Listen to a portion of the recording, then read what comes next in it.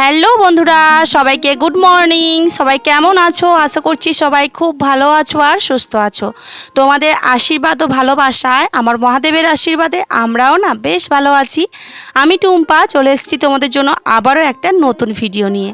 আর হ্যাঁ, গতকালকের বড় ভিডিও তোমাদের সাথে হাজার চেষ্টা করেও শেয়ার করতে পারিনি, কারণ কালকের একটু ব্যস্ত ছিলাম সেই জন্যে।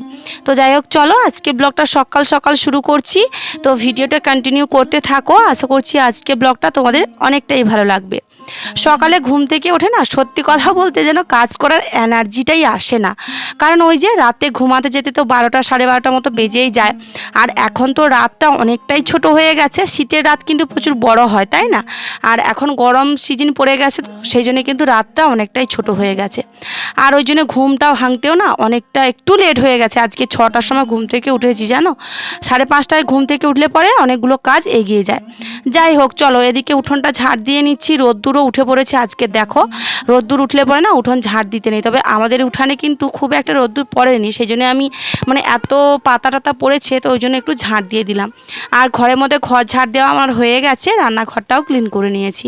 এখন সোজা চলে এসেছি কলপাড়ে। আর কলপাড়ে এসে দেখো বাসি থালা বাসনগুলো ছিল, সেগুলো না এখন মাজে ধোয়া করে নিচ্ছি। যতই ভাবি রাতেরবেলা করব, রাতে আর হয় না, তো সেই জন্য সকালবেলাতে করছি। আর অ্যাকচুয়ালি কী বলো তো, এই যে অভ্যেসটা না ভীষণ খারাপ আমাদের, জানো। এই যে দিনের বেলা, রাতের বেলা এঁঠো বাসন যে আমরা রান্নাঘরে রেখে দিয়ে ঘুমিয়ে পড়ি না, এটা কিন্তু খুবই বাজে একটা জিনিস। কিন্তু কি করব বলো তো, ওই যে সময়ের অভাবে আর হয়ে ওঠে না। মাঝে মধ্যে সময় পেলে তো আমি ধুয়ে মুছে রেখেই দিয়ে আসে দিন না, খুব ভালো লাগে। যাই হোক, চলো এদিকে বাসনগুলো মাজে ধোয়া করে নিই। আর ওদিকে মেয়ের আবার আজকে এক্সাম রয়েছে, তো ওকে আবার ঘুম থেকে ওঠাবো, ফ্রেশ করাবো, তারপরে একটু পড়তে বসাবো। আর ওকে পড়তে বসিয়ে আমি রান্নাটাও করে নেব। কারণ কি বলতো, মেয়ের পরীক্ষা শেষ হবে ধরো না ওই তোমার 12:30 মতো বেজে যাবে। আর তখন বাড়ি আসতে আসতে 1টা মতো বাজবে। আর সেই 1টার সময় না সত্যি বলতে রান্না বসাতে আমার ইচ্ছেই করে না। তো ওই জন্য সকাল সকাল রান্নাটা করে নেবো, 8টার দিকে রান্না বসাবো। এখন বাজে ওই 7টা মতো বাজে, তো 8টার দিকে স্নান টান সেরে পুজো দিয়ে তারপরে কিন্তু রান্নাটা বসাবো। সত্যি কথা বলতে কি বলতো বন্ধুরা, বড় লোক বলো কিংবা গরিব লোক বলো, সবার জীবনে কিন্তু একটা স্বপ্ন বা আশা আকাঙ্ক্ষা সব কিছু থাকে। তেমন আমাদের জীবনেও রয়েছে প্রচুর প্রচুর ইচ্ছে, শখ বলতে পারো, সব কিছুই রয়েছে। আসলে কি বলতো, শুধু শখ থাকলে বা ইচ্ছে থাকলে তো হয় না। সেই ইচ্ছেগুলোকে পূরণ করতে গেলে কিন্তু অতিরিক্ত পরিশ্রম আর ধৈর্য, এই দুটো জিনিস করার লাগে, তাই না? তো আমরা কিন্তু আমাদের জীবনে অনেক ধৈর্যের পরীক্ষা দিয়েছি আর অনেক পরিশ্রম এখনও করে চলেছি। তবে আমার থেকে সবচাইতে বেশি পরিশ্রম করে আমার হাজব্যান্ড। তোমরা সবাই জানো, ও অনেক বছর 1.5 বছর ধরে পুরো বাইরে ছিল, আবার বাড়িতে এসছে। শুধু 1.5 বছর নয়, এর আগেও অনেকবার গেছে। আমার বিয়ের পর থেকে ও যাচ্ছে, যখন যায় 7 মাস 8 মাস 9 মাস, আর এইবারে 1.5 বছর কাটিয়ে আসলো। যাই হোক, এদিকে দেখো সকালে স্নান করে নিয়েছি। আর সকাল সকাল স্নান করে না মনটা ভীষণ ফ্রেশ ফ্রেশ লাগে। তো স্নান সেরে এই যে ফুল তুলে নিচ্ছি, এখন পুজো দেব। ঘরে পুজো, বাইরে তুলসী তলায় ফুল জল দিয়ে তারপরে ঘরের মধ্যে যাব, পুজোটা করব। তো ওদিকে মেয়েকে ঘুম থেকে উঠিয়ে দিয়েছি, ওকে ফ্রেশ করিয়ে ওকে বারান্দাতে পড়তে বসে দিয়েছি, দিয়ে কিন্তু আমি স্নান সেরে এই যে পুজোটা করে নিচ্ছি। আর তোমাদের দাদাভাই আজকে 2 দিন ধরে কাজ নেই। তো সত্যি কথা বলতে কি বলতো, আমাদের তো খেটে খাওয়া সংসার, 2 দিন যখন কাজ থাকে না, সত্যি মনে ভীষণ টেনশানে পড়ে যাই আমরা, যে সত্যি 2 দিনে তো আপাতত 600 টাকা ইনকাম হতো, আর 2 দিনে যখন কাজটা বন্ধ রয়েছে না, সত্যি 600 টাকাই আমাদের লস গেল। কিছু করার নেই, কাজ না থাকলে তো আর কাজ করতে পারবে না। তো এদিকে দেখো আমি কিন্তু সকালের রান্নাটা এই যে বসাচ্ছি, কুমড়ো আর সজনে ডাঁটা আর আলু দিয়ে একটা ঘ্যাঁট মতো করবো, আর সাথে করব কাঁচকলা, ডাঁটা আর আলু দিয়ে একটা ঝোল। তো এদিকে আমি দেখো ওভেনে রান্নাটা বসিয়েছি, কারণ কি বলতো, উনানে রান্না বসালে পরে না কার্জাল হলে ঠিক আছে লাগিয়ে দিয়ে করা যায়, কিন্তু এই যে মেয়েকে পড়াতে হচ্ছে আর একদিকে রান্নাও করতে হচ্ছে। আমাদের এই একার সংসারে এটাই সব থেকে বড় যন্ত্রণা, জানো। যাই হোক, এদিকে রান্নাটা বসিয়ে দিয়েছি, দিয়ে কিন্তু আমি এদিকে দেখো বিছানাটাও সুন্দর করে ঝেড়ে পেতে নিচ্ছি। কারণ কি বলতো, এখন যদি বিছানাটা না সুন্দর করে ঝেড়ে পেতে নিই, তাহলে কিন্তু এরপর আর সময় পাবো না। মেয়েকে স্নান করাবো, ওকে খাওয়াবো, আমি খাবো, তারপরে দুজনে মিলে রেডি হব, ওকে পরীক্ষা দিতে নিয়ে যাব, সেই জন্যই। যাই হোক, চলো এদিকে বিছানাটা সুন্দর করে ঝেড়ে পেতে নিই। তারপরে কিন্তু মেয়েকে স্কুলে নিয়ে বেরিয়ে গেছিলাম। আর মেয়ে এখন এক্সাম দিচ্ছে স্কুলের ভেতরে, আর আমরা এই যে দেখো বাইরে বসেই ছিলাম। তো দেখলাম হঠাৎ করে জলকম্প হচ্ছে। ওই যে মায়ানমারে যে ভূমিকম্পটা হয়েছিল, তারই প্রভাব কিন্তু আমাদের এদিকটাতেও পড়েছে। দেখো জলটা জাস্ট কেমন হচ্ছে। তো আমাদের এদিকটাতে যদি এরকমভাবে প্রভাব পড়ে, মানে জলের অবস্থা তোমরা দেখতেই পাচ্ছ, তাহলে নদীতে বা কী হচ্ছে আর যেখানে ভূমিকম্পটা হচ্ছে সেখানকার অবস্থা কি হচ্ছে, তাই না?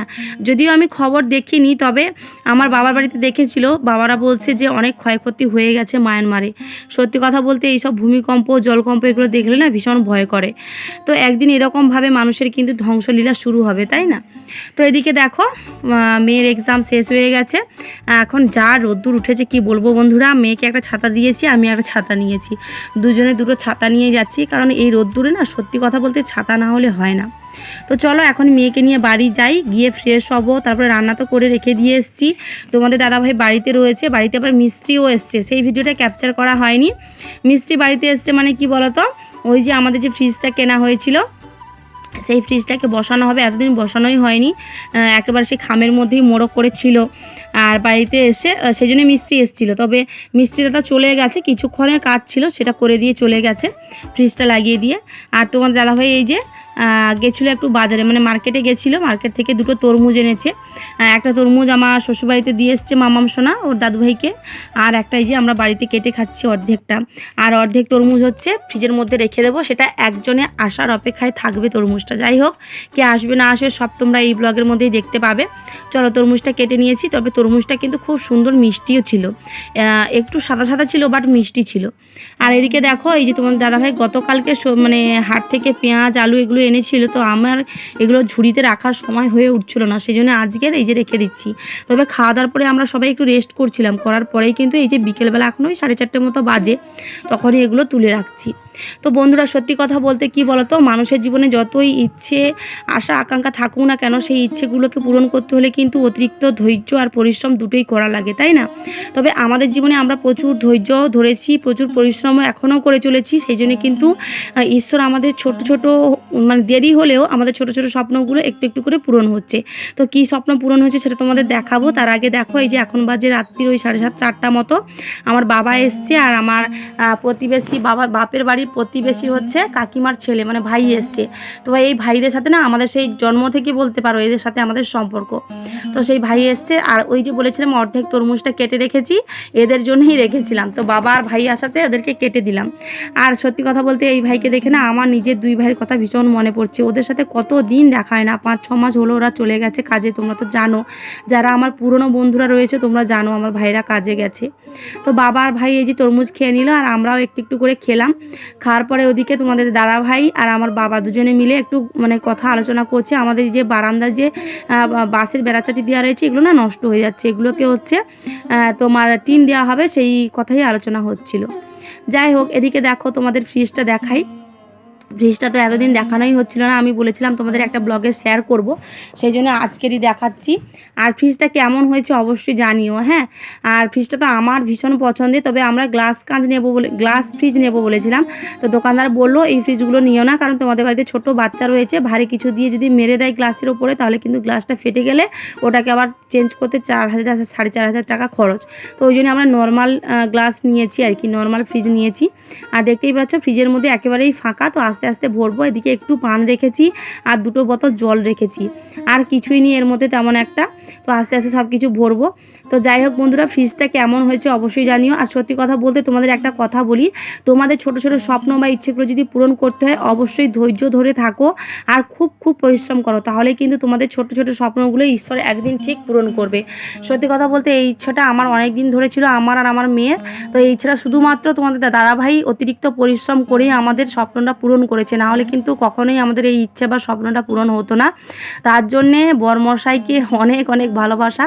তবে আমি কখনো চাইনি যে আমাদের সামর্থ্যের বাইরে যেতে, কারণ আর আমি চাইনি যে কখনো বরমশাই এত কষ্ট করে ইনকাম করে আমাদের শখটা পূরণ করুক। আমি বলেছিলাম যে এখন নিতে হবে না, পরে নেব যদি ইউটিউব থেকে কিছু ইনকাম করতে পারি। তো ও বললো না, এখন যখন নেবে বলছো নিয়ে নাও, পরপর দাম তো বেড়ে যাবে, সেই ভেবেই কিন্তু ফ্রিজটা নিয়ে আসা হয়েছে। তো যাই হোক, চলো এখন ফ্রিজটা বন্ধ করে দিয়েছি, আর কেমন হয়েছে অবশ্যই জানিও। আর হ্যাঁ, একটা কথা বলি তোমাদেরকে, তোমরা অনেক নতুন বন্ধুরা আমার পরিবারে এসছো, তোমরা কমেন্ট করছো দিদিভাই সাপোর্ট করো। হ্যাঁ, অবশ্যই তোমাদের সাপোর্ট করব, তোমাদের কি কি প্রবলেম রয়েছে কি জানতে চাও বলো, আমি অবশ্যই তোমাদের সাপোর্ট করব। চলো ব্লগটা এখানে শেষ করছি, টাটা।